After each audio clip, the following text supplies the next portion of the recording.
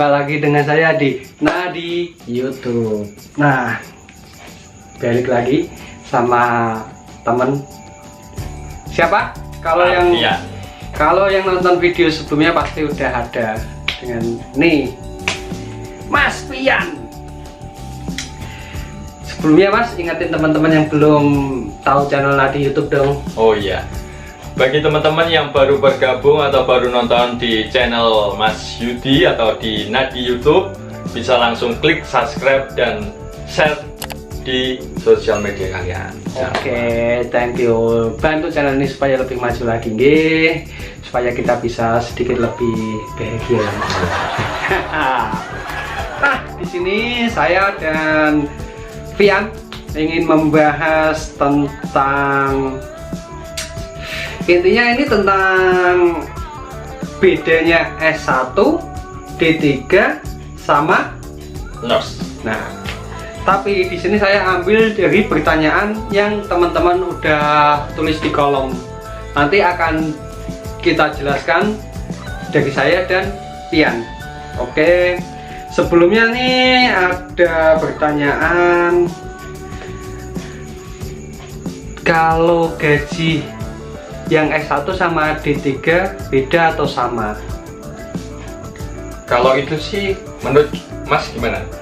Kalau menurut saya gaji S1 dan D3 itu tinggal, sebetulnya sih ada bedanya Mas ya. Ada bedanya, tapi kita untuk di lapangan tidak bisa menilai itu.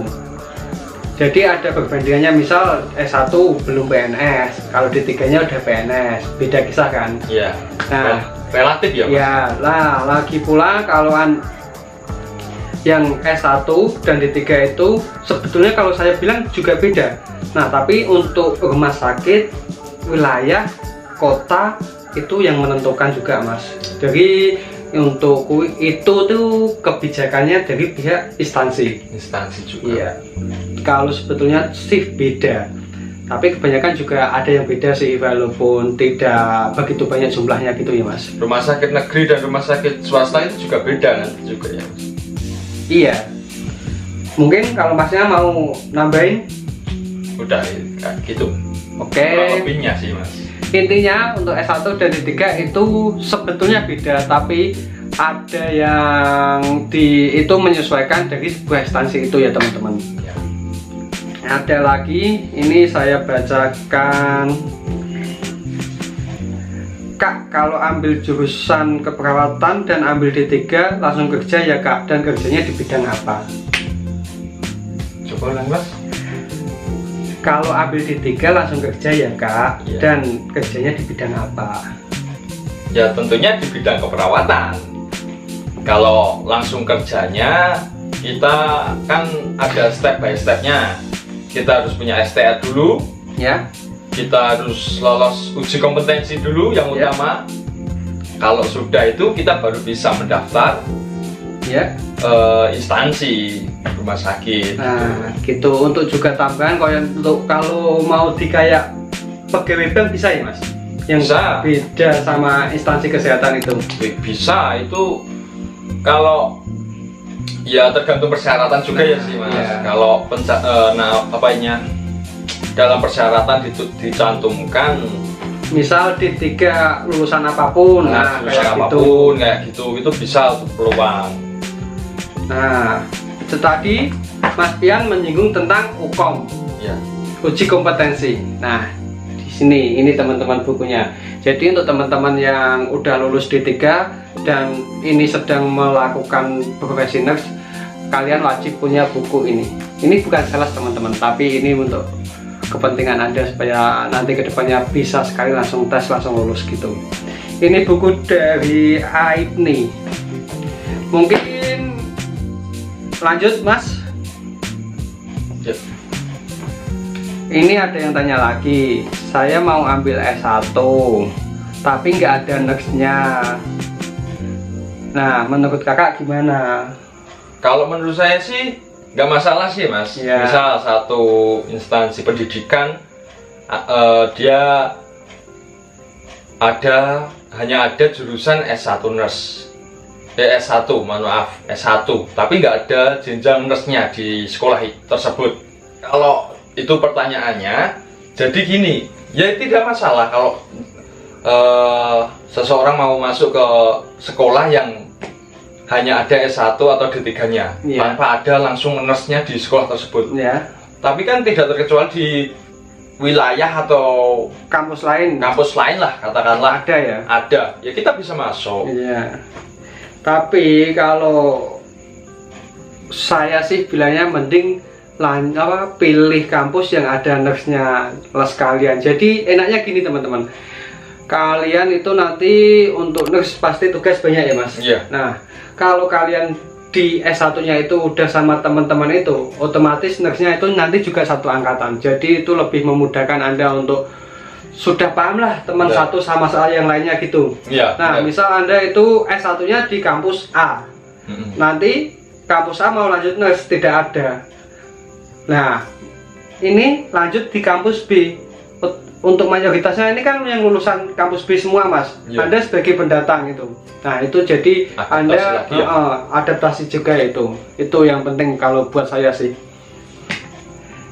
Semoga ini bisa menjawab ya. Ini ada pertanyaan lagi sih. Ini bukan pertanyaan, ini curhatan juga ini.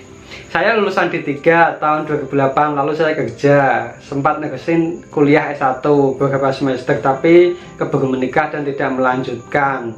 Alhasil tidak nerusin kuliah pun tidak, tapi ilmu di bangku kuliah saya pakai untuk mengurus anak-anak dan suami. Nah, jadi untuk ilmu kesehatan atau ilmu kayak gini tuh bisa ya mas diterapkan di orang terdekat kita. Sangat bisa sekali. Nah, kayak misalnya saya pun belum lulus tingkat 1 itu udah mempunyai yang namanya tensi dan stetoskop, alat tensi lah.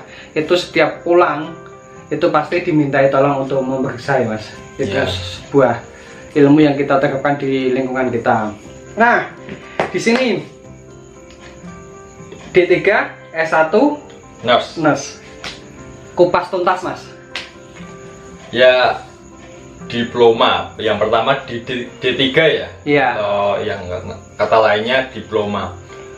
Diploma itu dengan jenjang waktu 3 tahun. Kita nempuh jenjang waktu 3 tahun kan. 3 kali ini menurut saya mas, maaf kalau ada kesalahan. Enggak, nanti kita salah kita koreksi bersama-sama. Kalau bedanya D3, S1 dan nurse. Kalau D3 itu diploma itu banyak di segi prakteknya. Iya, kalau kayak di rumah sakit itu jabatan kayak di bahasa kan ada susunan itu ya mas. Itu kan sebagai kayak perawat pelaksana gitu ya mas. Jadi tindakannya lebih melakukan tindakan-tindakan gitu. Makanya banyak di prakteknya ya. 70-30 kan mas. Nah ya.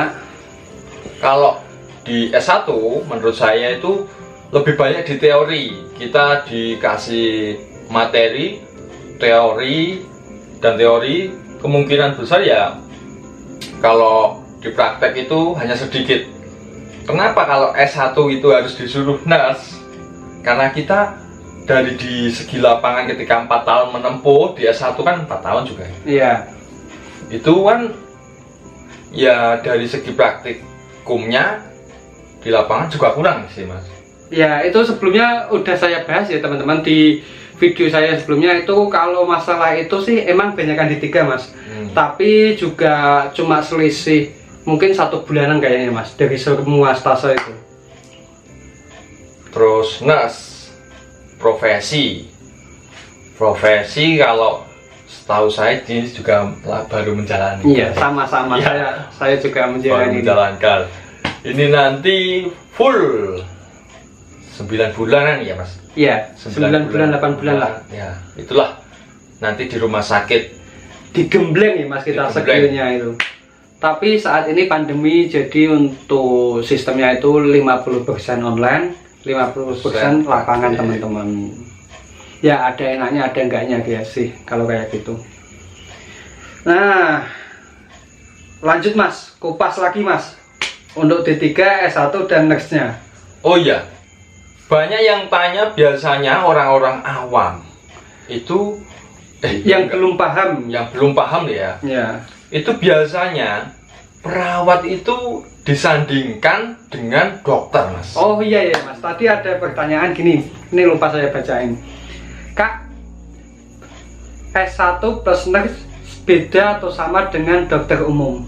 Jelas beda dong, Mas. Itu banyak sekali, saya di masyarakat itu sering ditanya, kamu bisa anu nggak, apa itu, bisa kata ilmiahnya diagnosa ini enggak, penyakit ini sakitnya apa, kamu sama enggak sih gitu. Kalau ngomongin beda atau sama, yang pasti tetap beda ya Mas. Beda, kita kan ibaratnya gini, ini udah dua profesi yang berbeda ya Mas, tapi saling berkesinambungan. Nah, jadi untuk Masnya tadi mengatakan kalau mendiagnosa penyakit ini apa diagnosanya ya. Jadi untuk dokter itu yang namanya diagnosa medis ya Mas. Iya. Kalau kita ini juga punya diagnosa, tapi diagnosanya tentang keperawatan kayak gini bukunya teman-teman atau SDKI. Ya. Nah, jadi misal kalau medis itu lebih ke penyakitnya ya Mas. Iya. Tapi kalau perawat itu lebih ke perawatannya, sentuhannya ya itu. Dan untuk dokter itu kan boleh atau tugasnya itu bisa mengasih resep. Ya. Ibaratnya gini, pasien datang, dokter mengkaji, mendiagnosa, meresepkan obat. Nah setelah itu perawat itu tugasnya nanti memberikan pengobatan itu secara sentuhan, secara semuanya, secara holistik tentunya ya Mas. Untuk dokter itu lebih ke diagnosa.